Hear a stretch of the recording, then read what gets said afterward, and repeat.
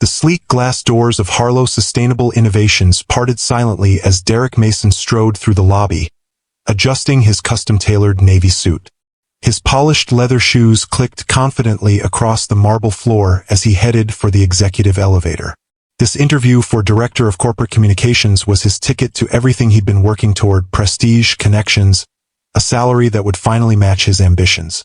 The receptionist directed him to the 52nd floor with a professional smile. "Ms. Harlow will see you personally." Derek's practiced smile widened. The CEO herself. Perfect. When the elevator doors opened to the executive suite, he straightened his Italian silk tie, mentally rehearsing his opening lines. The assistant led him to a sleek conference room with floor-to-ceiling windows overlooking Chicago's skyline. At the head of the long walnut table sat a woman with silver-streaked dark hair swept into an elegant chignon, studying a document with quiet intensity. "Ms. Harlow," Derek said, extending his hand with practiced charm. "It's a pleasure. Derek Mason." The woman looked up, and the world seemed to stop spinning. Those eyes. He knew those eyes. Victoria Harlow, not the mid-level consultant he'd dismissed at holiday dinners, but the billionaire CEO of a $14 billion empire, was his soon-to-be ex-mother-in-law. His hand froze mid-air. The blood drained from his face. "Victoria?" he whispered, his voice cracking. She didn't stand. She simply leaned back slightly in her chair and said, in a calm, measured voice, "Yes, Derek, it's me. Sit down." Have you ever had that moment when someone who thought you were worthless suddenly realizes exactly who you are? That perfect, crystallizing instant when their entire world shifts. My husband of 7 years had just called me a nobody and walked out on our marriage. Now he was sitting across from my billionaire mother in the most important job interview of his career. How did we get here? And what happens when a man who values only status and connections discovers he's thrown away the most valuable connection he could have ever had? Hey, my queens, gather close. Today's story is for every woman who's ever been underestimated, overlooked, or made to feel small by someone who couldn't see her true value. We've all been there, having our worth measured by the wrong yardstick, by people too shallow to understand that real power often moves quietly through the world. But here's the truth. You are never defined by someone else's limited vision of you. The woman who stands in her own truth, who knows her own worth, she's unstoppable. And sometimes, life has a beautiful way of revealing exactly who you are to those who failed to see you. Today's story is about the sweet justice that comes when a man who measures worth by bank accounts and business cards discovers too late what he's thrown away. It's about mothers and daughters, about the strength that runs through generations of women, and about finding the love that truly sees you. So settle in, my sisters, as we witness what happens when the nobody turns out to be the most powerful somebody of all. Derek sank into the chair across from Victoria, visibly shaken, his usual polish gone. The confident smile that had charmed clients and colleagues for years had vanished in an instant. His hands trembled slightly as he placed them on the polished table. Victoria opened a leather portfolio with deliberate calm. "Your resume is impressive, Derek. 7 years at Meridian Marketing, consistent advancement, strong client testimonials." "Thank you," he managed, his voice strained.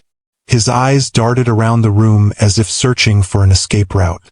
"Let's start with your approach to crisis management," Victoria continued, as if this were any normal interview.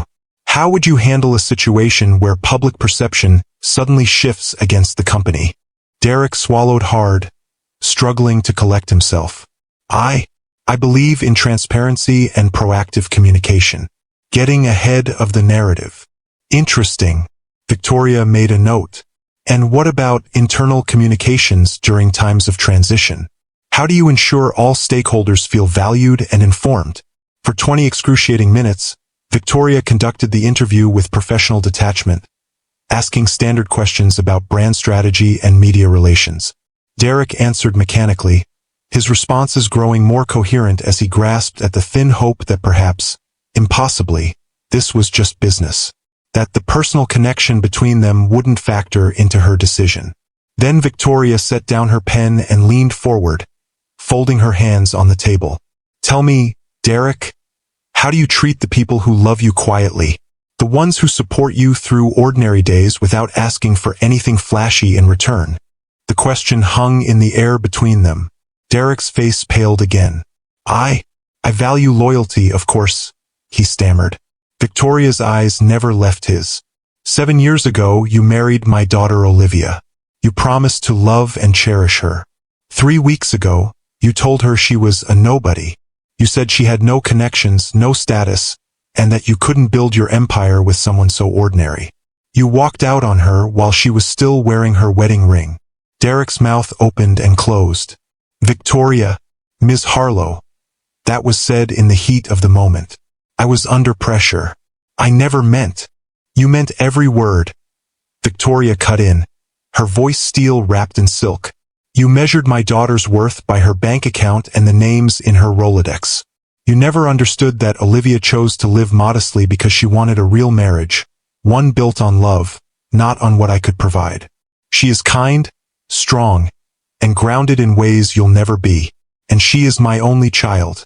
The future of this company rests with her if she ever wants it. Derek tried desperately to salvage the moment, stammering apologies and explanations about personal growth and misspoken words. Victoria listened for exactly 30 seconds, then stood up gracefully. The position is no longer available to you, Derek. In fact, I'll be making a few calls this afternoon. In Chicago's business circles, character still matters. And yours has been weighed and found wanting. She pressed a small button on the table. The door opened immediately, revealing 2 security officers in dark suits. Please escort Mr. Mason out of the building, Victoria said calmly. As Derek was led away, his face ashen with humiliation, Victoria remained standing, watching him go with the quiet dignity that had built her empire. Sisters, have you ever witnessed someone's mask slip in an instant? Share your story in the comments. But to understand how we got here, how Derek Mason went from beloved husband to stunned interviewee being escorted from the building, we need to go back. Back to where it all began, and to the choices that led us to that conference room. I was 35 when I first noticed the disappointment in Derek's eyes. We were at the Johnson's Charity Gala, one of Chicago's premier social events, and I had come straight from work, still wearing a simple cotton sundress with my hair pulled back in a messy bun after a long day counseling teenagers about their futures. You could have at least changed, Olivia, Derek whispered, his smile never faltering as he greeted another executive from his firm. Everyone here is in designer labels. I smoothed my dress self-consciously. I had back-to-back appointments with seniors applying for scholarships. Marissa was having a breakdown about her essay. I couldn't just leave. Derek's jaw tightened slightly. These people fund those scholarships. Appearances matter. That night, I watched him work the room with practiced charm, his hand occasionally returning to the small of my back. A gesture that once felt protective but now seemed possessive, as if he were presenting me like an accessory that didn't quite match his carefully curated image. I was a dedicated high school guidance counselor who had built my career helping kids find their path. I drove a sensible Honda Civic, volunteered at the women's shelter downtown, and lived simply in our cozy brick bungalow in Lincoln Park. I loved our Sunday morning pancake tradition, quiet evenings on the porch swing, and the life we'd built over 7 years of marriage. Derek Mason was 40, impeccably dressed, and relentlessly ambitious. He had risen through the ranks at Meridian Marketing, one of Chicago's most prestigious firms, through a combination of genuine talent and calculated networking. When we met at a mutual friend's wedding, he had been charmed by my directness, my passion for education, my lack of pretense. You're like a breath of fresh air, he'd said on our third date, reaching across the table to take my hand. Everyone else is playing games, but you're just real. I remember the warmth that spread through me at those words. After years of dating men who seemed intimidated by my independence or who pushed to meet my mother once they caught wind of her success, Derek's appreciation for my simple authenticity felt like coming home. What Derek didn't know, what I deliberately kept from him, was that I could have worn designer labels to that charity gala. I could have driven a luxury car and lived in a Gold Coast penthouse. I could have opened doors to the highest echelons of Chicago society with a single phone call. Because my mother was Victoria Harlow, founder and CEO of Harlow Sustainable Innovations, a $14 billion clean energy empire she had built from the ground up. My mother, with her silver-streaked chignon and quiet, unshakable confidence, was one of the most powerful women in American business. And I was her only daughter. I had intentionally kept my life separate from her wealth and influence. I used my father's last name professionally. I lived on my counselor's salary. I wanted to be loved for who I was, not for the empire behind me. Derek thought he had married an ordinary middle-class woman. He had no idea that the modest woman he occasionally met for holiday dinners, who he dismissed as your mother the consultant, controlled half the energy contracts in the Midwest. My mother had known Derek for years. She had observed him quietly at family gatherings, noted the way his eyes constantly scanned rooms for more important people to talk to, and never quite trusted what she called the hungry look in his eyes. "He loves you," she had said cautiously when I announced our engagement, her fingers lightly touching the pearls at her throat, a gesture I knew meant she was choosing her words carefully. "But I'm not sure he knows who you really are." I had laughed it off, twisting my modest engagement ring. "That's the point, Mom. He loves me for me, not for your money or connections." She had smiled then, but her eyes remained concerned. "Just remember, sweetheart, a man who loves you for who you are will love all of you. Your background, your choices, your values, not just the parts that fit his narrative." 7 years later, on a quiet Tuesday evening in October, Derek would prove her right in the most painful way possible. I had made his favorite dinner, herb-crusted salmon with roasted vegetables. The table was set with the simple stoneware we'd received as wedding gifts, candles lit against the early autumn darkness. Derek was late, which wasn't unusual. His texts had been increasingly brief lately, his kisses distracted, his questions about my day perfunctory at best. When he finally arrived, his expression was oddly resolved. He hung his coat carefully, poured himself a scotch, and sat across from me at our kitchen table. "This looks nice," he said, but he didn't touch his food. "Rough day?" I asked, trying to read the unfamiliar distance in his eyes. "We need to talk, Olivia." He took a deliberate sip of his scotch. "I've been doing a lot of thinking about us, about our future." My heart quickened. For months, we'd been discussing starting a family. 35, I felt ready. Maybe this was about setting a timeline, making concrete plans. "I want a divorce." The words hung in the air between us, impossible and yet somehow not entirely surprising. Some part of me had felt him pulling away for months. "Why?" I managed, my voice steadier than I expected. Derek set his glass down carefully. "You're a wonderful woman, Liv. You're kind and caring, and any man would be lucky to have you. But I need more." He looked directly at me now. "I'm up for the executive VP position. If I get it, I'll be moving in circles where connections matter, where the right partner opens doors." I stared at him, not quite comprehending. "And I don't open doors? Let's be honest. You're a high school counselor. You drive a 10-year-old Honda. Your idea of networking is chatting with parents at school functions." His voice wasn't cruel, just matter-of-fact. "You're content being ordinary, Liv. And that's fine, it's who you are.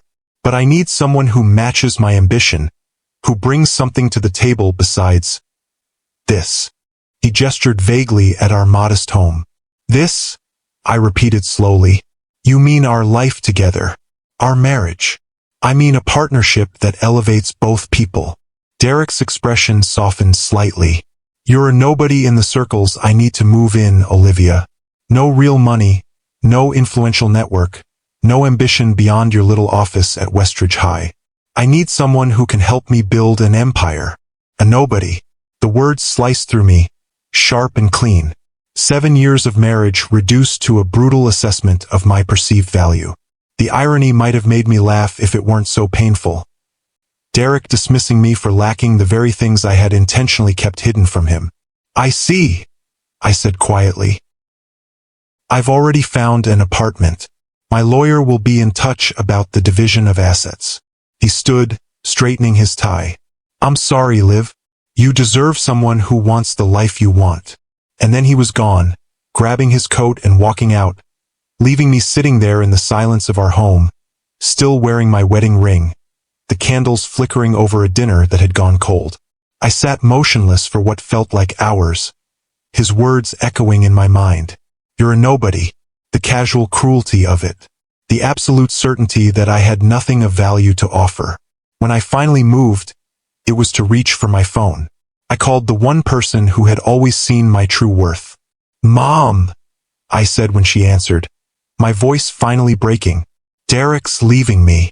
Victoria Harlow's penthouse overlooking Lake Michigan was a study in understated elegance.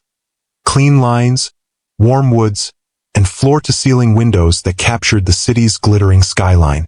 I sat curled in the corner of her cream-colored sofa, wrapped in the cashmere throw she kept for chilly evenings, a mug of tea cooling between my hands. He said I was a nobody. I told her, the words still raw in my throat, that I couldn't help him build his empire.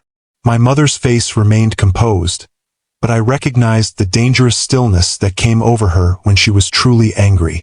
At 63, Victoria Harlow commanded rooms without raising her voice. Her silver-streaked dark hair was swept into its usual elegant chignon.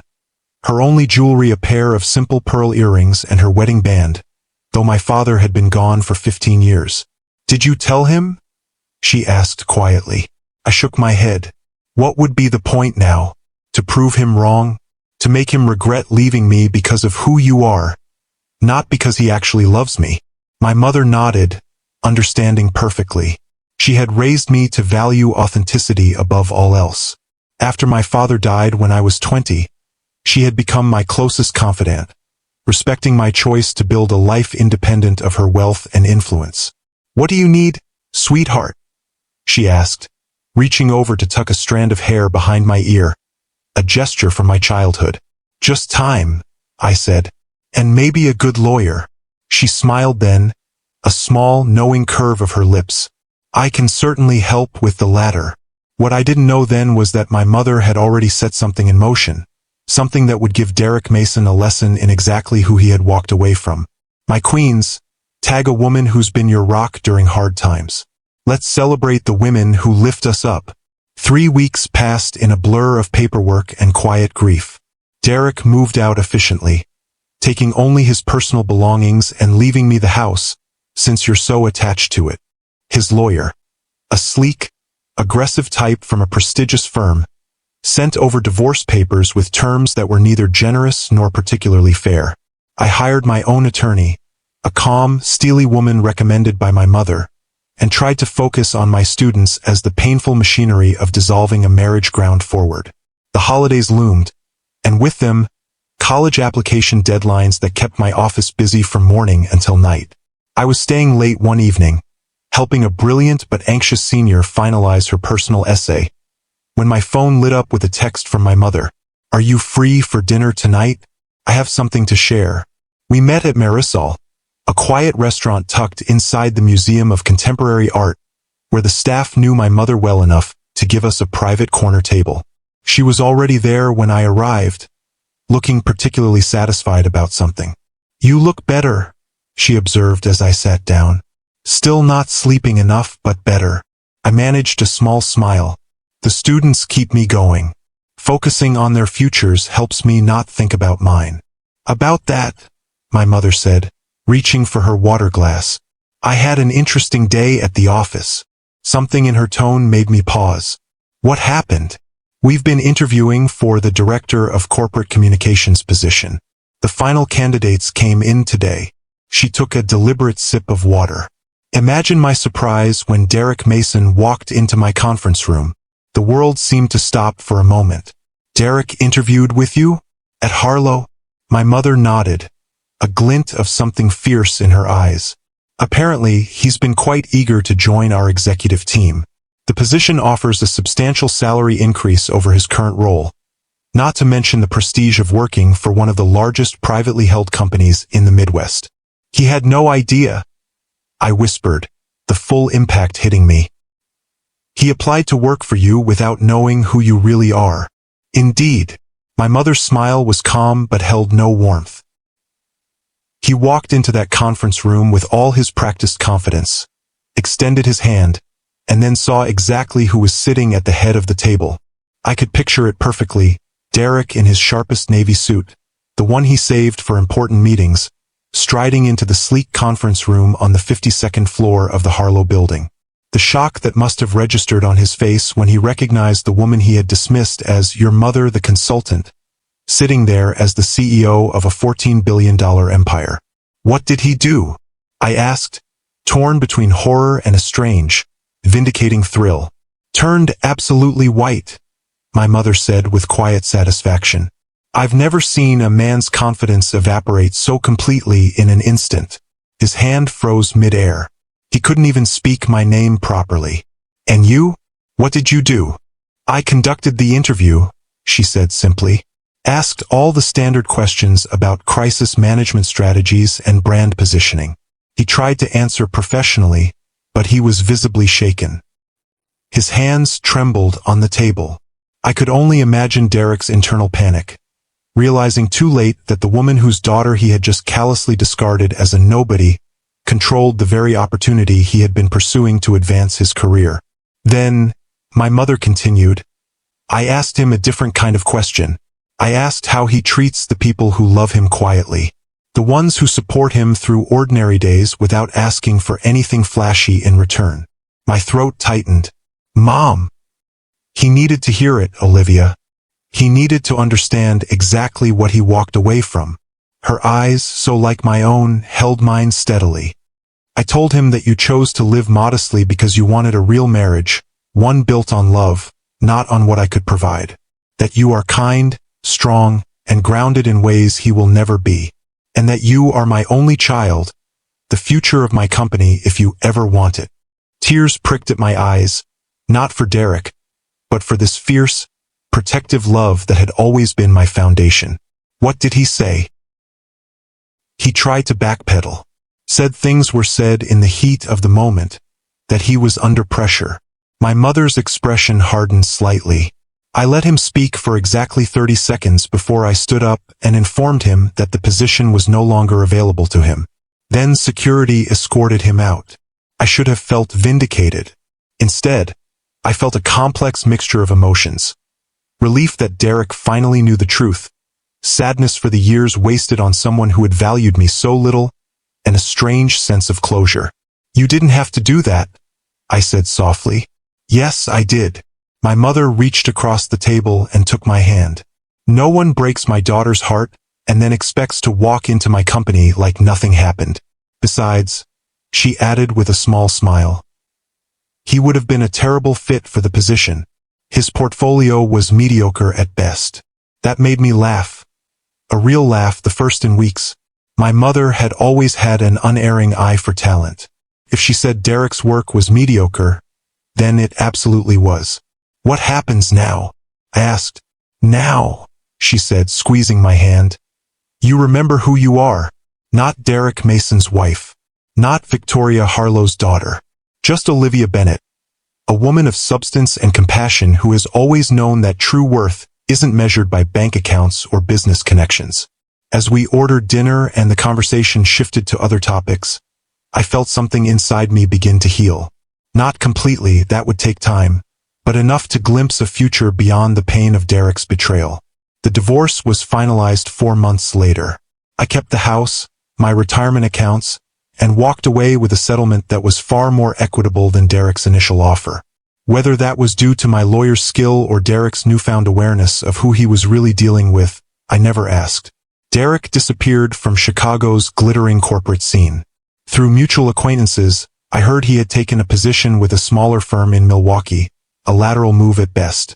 No corner office, no executive title, just quiet regret and a reputation subtly tarnished by whispers in the right circles. I didn't take pleasure in his downfall. The woman who had loved him for 7 years couldn't celebrate his humiliation, even if he had deserved it. Instead, I focused on rebuilding my life brick by brick, finding strength in the work that had always given me purpose. I poured my energy into my students and expanded the scholarship program I ran for kids from single-parent homes. With my mother's blessing, I established the Bennett Foundation, using my father's name, to provide mentoring and college preparation for first-generation students. I kept my modest lifestyle but allowed myself one indulgence: converting the home office Derek had used into a sunlit art studio, where I returned to the painting I had abandoned years ago. "You used to love this?" my mother said when she visited and saw the canvases taking shape. Abstract landscapes in rich blues and greens. "I remember when your bedroom walls were covered with your work." Derek thought it was impractical, I admitted. A hobby that took up too much space. My mother studied a half-finished canvas, her head tilted slightly. "He never did understand what makes a life rich, did he?" She was right. Derek had always measured success in acquisitions, the right address, the right car, the right connections. He had never understood that true wealth lay in the freedom to pursue your passions, to help others find theirs, to build a life aligned with your values rather than someone else's expectations. As winter melted into spring, I found myself smiling more, laughing with my students, rediscovering the woman I had been before I started shrinking myself to fit into Derek's vision of an appropriate wife. I wasn't healed, not completely, but I was healing, and that was enough for now. 6 months after the divorce, at a fundraiser for the foundation, I met James Whitaker, a divorced architect with kind eyes and a quiet confidence that required no external validation.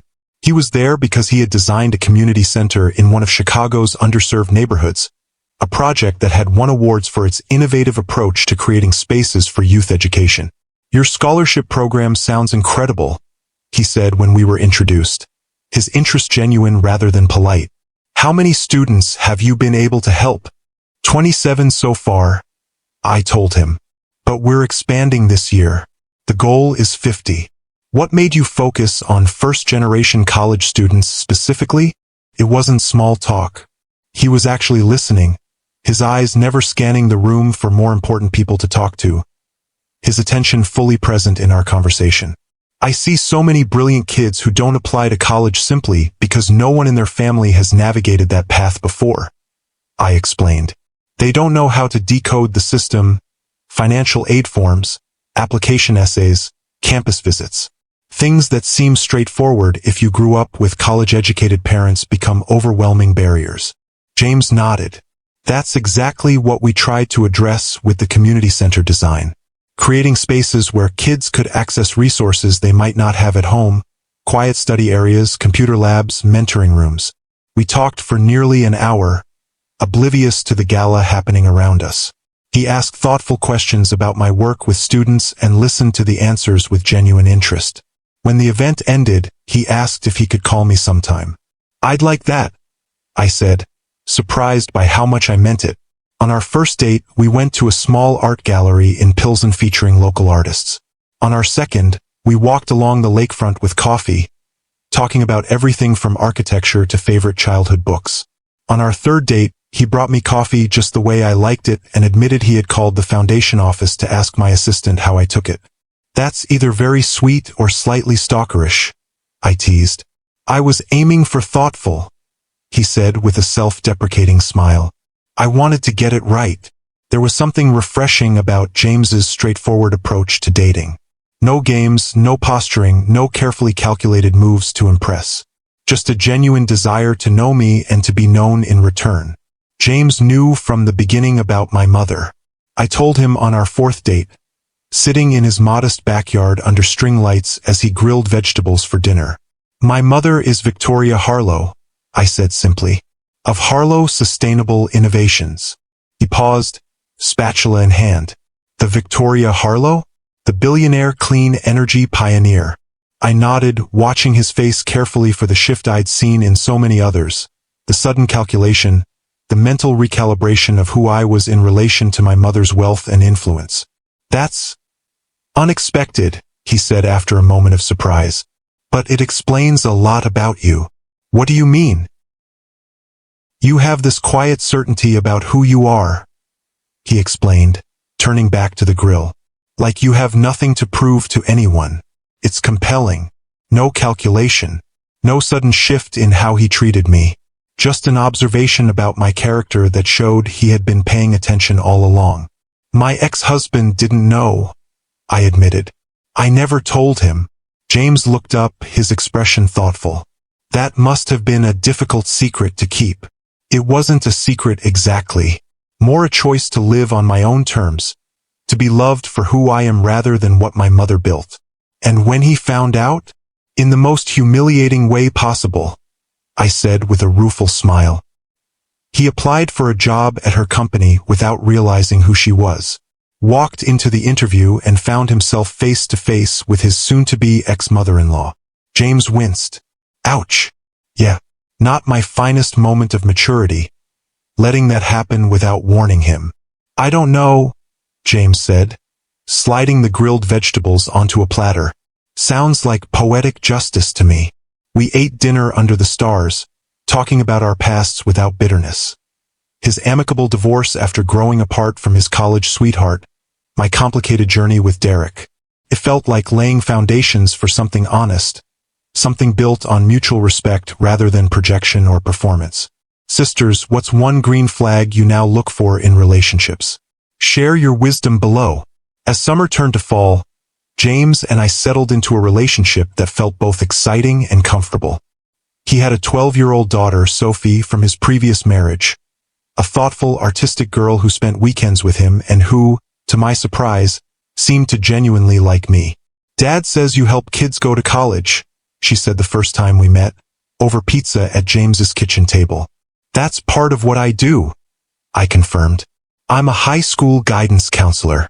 Cool. I want to go to RISD someday. For illustration. Rhode Island School of Design? That's ambitious. Sophie shrugged. Dad says if you're going to dream, dream big. I glanced at James, who was watching our interaction with quiet pleasure. Your dad is a wise man. He also said you're the smartest person he's ever dated, Sophie added matter-of-factly. And the prettiest. Sophie, James groaned, his cheeks flushing. What? You did say that. I heard you telling Uncle Mike on the phone. I laughed, charmed by her directness and by James's embarrassment. Well, I think your dad is pretty great too. It was refreshing, this blended life we were creating. Sunday brunches with Sophie, quiet evenings alone when she was with her mother, occasional dinners with my mother who, true to form, had assessed James with her keen business eye and declared him a man who understands value beyond the balance sheet. 9 months after we started dating, on a crisp October evening exactly 1 year after Derek had walked out, James and I sat on the porch swing of my little brick bungalow, wrapped in blankets against the autumn chill. We had spent the day helping Sophie with a science project, then made dinner together in my kitchen, moving around each other with the easy familiarity of people who fit naturally into each other's spaces. I've been thinking, James said, his arm warm around my shoulders. Dangerous, I teased. He smiled, but his eyes were serious. This past year with you has been the happiest of my life. You and Sophie together. Watching you help her with her art. Seeing how you listen to her. Really listen. It's everything I could have hoped for. My heart quickened. James. He shifted slightly, reaching into his pocket, and pulled out a small velvet box. No grand gesture, no elaborate setup. Just a simple question asked with absolute certainty. Olivia Bennett, will you marry me? Will you build a life with Sophie and me? A real partnership based on who we are together, not what we have or what we do. I looked at this man who had never once made me feel small, who saw my worth not in my connections or my background but in my character, my passions, my heart. The answer was as clear as the stars emerging above us. Yes, I said without hesitation. Yes, I will. The ring was perfect, not flashy or ostentatious, but a vintage emerald surrounded by tiny diamonds, unique and thoughtful like the man who had chosen it. It reminded me of your eyes, James said as he slipped it onto my finger. And emeralds symbolize truth and love. Seemed fitting. I kissed him then. This man who understood that true wealth wasn't measured in carats or status symbols, but in moments of genuine connection. I love you, I whispered against his lips. All of you. And I love all of you, he answered. The counselor, the artist, the foundation director, the daughter of Victoria Harlow, and most of all, the woman who knows exactly who she is. My mother adored James from their first meeting. He sees you, she said simply after dinner at her penthouse. All of you. When we told her about our engagement, her eyes filled with rare tears. Your father would have loved him, she said, touching the wedding band she still wore. He valued the same things in people: integrity, kindness, the courage to live authentically. We married in the garden behind my childhood home, a historic Evanston property my mother had maintained after my father died. It was a small ceremony, just 50 guests, mostly family and close friends. Sophie, now 13, was my maid of honor, wearing a dress she had helped design, her face solemn with the responsibility. My mother walked me down the aisle, elegant in a silver blue suit that matched her eyes. As she placed my hand in James's, she leaned in and whispered something that made him smile and nod with solemn promise. Later, I asked what she had said. I told him he was getting the most precious thing in my world, James admitted. And that true wealth isn't what's in your bank account, but who waits for you to come home. We wrote our own vows, simple promises to support each other's dreams, to build a home filled with creativity and compassion, to face life's challenges together rather than alone. As we exchanged rings under an arbor draped with autumn flowers, I felt a sense of rightness, of coming full circle. This was what I had always wanted, not a marriage based on appearances or advantages, but a true partnership built on mutual respect and genuine love. A relationship where both people could be fully themselves, without pretense or performance. As James kissed me, sealing our vows, I caught sight of my mother in the front row, her expression one of fierce pride and tender joy. She had always seen my worth, had taught me to value substance over status, authenticity over advantage. And now, in James, I had found someone who saw me with that same clear-eyed love. The reception was held on the lawn, with string lights twinkling in the trees and tables set with wildflowers in simple glass vases. No elaborate floral arrangements, no champagne fountains, no ostentatious displays of wealth. Just good food, warm conversation, and genuine celebration. As James and I moved among our guests, hand in hand, I caught glimpses of the life we were building. Sophie showing my mother her sketchbook, James's parents chatting easily with my colleagues from Westridge High, friends from different chapters of our lives finding common ground in their affection for us. This was wealth that Derek could never have understood.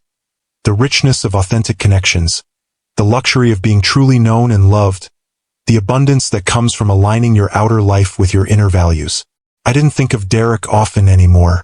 The pain of his betrayal had faded, replaced by gratitude for the lessons it had taught me and the path it had ultimately led me toward. But that evening, as James and I shared our first dance under the stars, I found myself reflecting on the strange journey that had brought me here.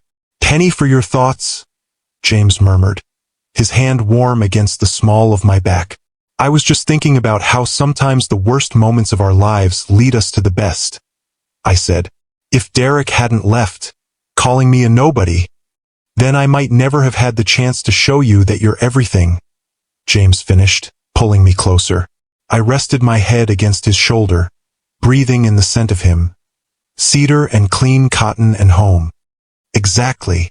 Later, as the evening wound down and guests began to depart, my mother found me sitting alone for a moment, watching James twirl Sophie around the dance floor, both of them laughing. "Happy?" she asked, settling beside me. "Completely," I said, and meant it. She took my hand, her fingers cool and strong. "You know, when your father and I were building the company, we had nothing. A tiny apartment, second-hand furniture, more dreams than dollars. But we were rich in all the ways that mattered." I nodded, understanding perfectly. My parents' love story was legendary. The brilliant engineer and the visionary businesswoman who had started Harlow Sustainable Innovations in their garage, working 18-hour days to develop more efficient solar technology when most of the industry still dismissed renewable energy as impractical. "He never cared about the money," my mother continued, her eyes on some distant memory. "Even when we made our first million, then our first 10 million, he still drove that beat-up Volvo and wore sweaters with patches on the elbows. What mattered to him was creating something meaningful, something that would make the world better for you." "I wish he could be here," I said softly. "Oh, he is." My mother smiled, the same smile I saw in photographs of her as a young woman, before success and loss had tempered her joy with wisdom. He's in the way you value substance over show, in your commitment to helping those students, in your courage to live authentically even when it would have been easier to use our name and connections. She glanced toward James, who was now chatting with my oldest friend from college, his expression animated as he described some architectural concept with his hands. And he would have adored James, a man who builds things meant to last, both structures and relationships. "Thank you," I said, squeezing her hand. "Not just for today, but for everything. For showing me what real strength looks like. For respecting my choices even when they weren't the ones you would have made. That's what love is, sweetheart. Seeing someone clearly and cherishing who they truly are, not who you wish they would be." She kissed my cheek and stood. "Now go dance with your husband. This old woman needs her beauty sleep." "You're not old," I protested automatically. She laughed. "I'm 64 with a multi-billion-dollar company and a newly married daughter. I've earned every one of these silver hairs." As she moved away to say her goodbyes, I watched her. This extraordinary woman who had shaped not just my life but an entire industry, who had faced down boardrooms full of skeptical men and transformed America's energy landscape through sheer brilliance and determination. Yet for all her public power, it was her private strength that had influenced me most. Her integrity, her compassion, her unwavering belief in living according to your values rather than others' expectations. I rejoined James, sliding my arm around his waist as he talked with the last remaining guests. He automatically adjusted to include me in the conversation, his hand finding mine with the easy intimacy of two people who fit together naturally. This was what Derek had thrown away, not the connections or wealth he had never known about, but the chance to build a life with someone who would have supported his dreams while staying true to her own. Someone who understood that real success isn't measured in status symbols or social climbing but in the integrity with which you live each day. His loss, James's gain, and ultimately mine as well. I'm 38 now, and I've never felt more at peace. James and I split our time between his modernist lake house in Michigan and my cozy bungalow in the city. Sophie, now 14, has her own room in both homes, decorated with her increasingly impressive artwork and filled with books about famous illustrators and graphic novelists. The Bennett Foundation has expanded beyond our initial goals, now supporting over 100 students each year with scholarships, mentoring, and college preparation. I still work as a guidance counselor at Westridge High, still drive a sensible car, though I upgraded to a newer hybrid model, and still volunteer at the women's shelter downtown. The difference is that now I do these things not as a rejection of my mother's world, but as an authentic expression of who I am, a woman shaped by both her father's idealism and her mother's pragmatic strength, someone who values substance over status and connection over competition. James understands this completely. His architectural practice focuses on sustainable community spaces, libraries, schools, affordable housing designed with both beauty and practicality in mind. He measures success not by the size of his commissions but by the impact of his work on the people who inhabit the spaces he creates. Together, we're building a life rich in meaning if not extravagant in trappings. We host Sunday dinners for friends and family, take Sophie to art museums and architectural landmarks, spend quiet evenings on the porch swing talking about our days, or simply sitting in comfortable silence. My mother remains a force of nature in the business world, though she's begun the process of stepping back, grooming her brilliant COO to eventually take the reins of Harlow Sustainable Innovations. She still doesn't understand why I have no interest in joining the company, but she respects my choice to build my own legacy in education rather than energy. "Different paths, same values," she says with characteristic precision. As for Derek, I heard through mutual acquaintances that he eventually left Milwaukee for a position in Minneapolis. Another lateral move, another fresh start. I wish him well, genuinely. I hope he finds what he's looking for, though I suspect he's still chasing external markers of success rather than the deeper satisfaction that comes from living in alignment with your true self. Sometimes I wonder if he ever thinks about that moment in my mother's conference room, when the woman he had dismissed as ordinary was revealed to be connected to extraordinary power and influence. Does he regret walking away from our marriage?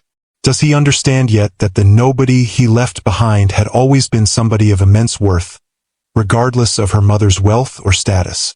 I'll never know. And truthfully, it no longer matters. What matters is the life I've built from the ashes of his rejection.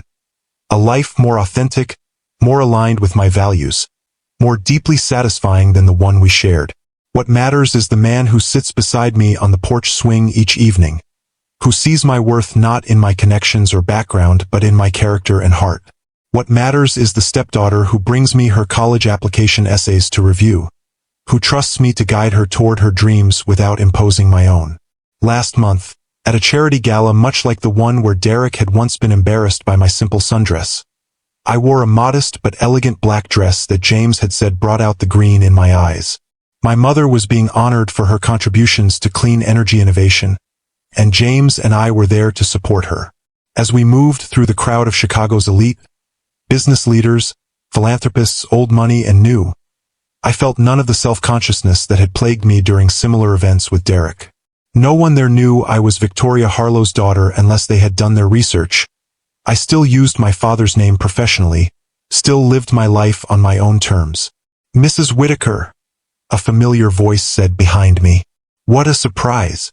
I turned to find myself face to face with Derek Mason for the first time since our divorce was finalized 2 years earlier. He looked older, more strained around the eyes, though his suit was as impeccable as ever. "Derek," I said calmly, "it's good to see you." James appeared at my side, his hand resting lightly at the small of my back. Not possessively, as Derek's once had, but supportively. "Everything okay, love?" "Yes," I said, smiling up at him. "James, this is Derek Mason, an old friend. Derek, my husband, James Whitaker." The men shook hands, sizing each other up with the instinctive wariness of alpha wolves from different packs. "Whitaker," Derek said, recognition dawning. "The architect. I read about your community center project in Architectural Digest." "That's right," James said easily, "though I'm more proud of the kids who use it than the magazine spread." Derek nodded, his eyes moving between us. "And you're here for?" "My mother is receiving an award tonight," I said simply. Understanding flickered across his face. He knew exactly who my mother was now, knew what he had walked away from without ever truly seeing. "Congratulations to her," he said stiffly. "Please extend my regards." "I will," I promised. "And how are you, Derek? I heard you moved to Minneapolis." "Yes, a good opportunity came up." His smile didn't quite reach his eyes. "Still climbing the ladder, you know how it is." But I didn't know, not anymore. I had stopped measuring success by promotions and status symbols, had found a different kind of fulfillment in building a life of meaning and authenticity. "Well, it was nice seeing you," I said, genuinely meaning it. "I wish you all the best." As James and I moved away, I felt Derek's eyes following us. Watching this woman he had once called a nobody move confidently through a world he had spent his life trying to conquer. "You okay?" James asked quietly. I squeezed his hand. Never better. And it was true. In losing Derek, I had found myself. In being called a nobody, I had discovered who I truly was. In having my worth questioned, I had learned to value it more deeply than ever before. That night, as James and I returned home to our brick bungalow with its porch swing and art studio, as we kicked off our formal shoes and changed into comfortable clothes, as we sat in the kitchen with late-night tea and talked about the evening, I felt a profound gratitude for the journey that had brought me here. "You were amazing tonight," James said, reaching across the table to tuck a strand of hair behind my ear. "Seeing you with Derek. You were so gracious, so completely yourself." "I've made peace with that chapter of my life," I told him. "It led me to you after all." He smiled, the smile that still made my heart skip after 2 years of marriage. "His loss, my gain. And mine," I added softly. "Definitely mine." If this story touched your heart, please like, share, and subscribe for more timeless love tales with Mr. Harrison. Remember, my queens, your worth is never determined by someone else's limited vision of you. It's measured by the courage with which you live your truth, the compassion you show others, and the integrity that guides your choices. Sometimes the greatest gift is when someone who doesn't see your value walks away, making room for those who will treasure all that you are. The greatest revenge isn't showing someone what they missed. It's living so fully and authentically that their opinion no longer matters. And the most powerful legacy isn't built on wealth or status, but on the lives you touch, the hearts you heal, and the love you share freely with those who truly see you. You are never a nobody. You are a woman of substance, of strength, of immeasurable worth. And the right people will always recognize that, even when, especially when, you're not trying to prove it.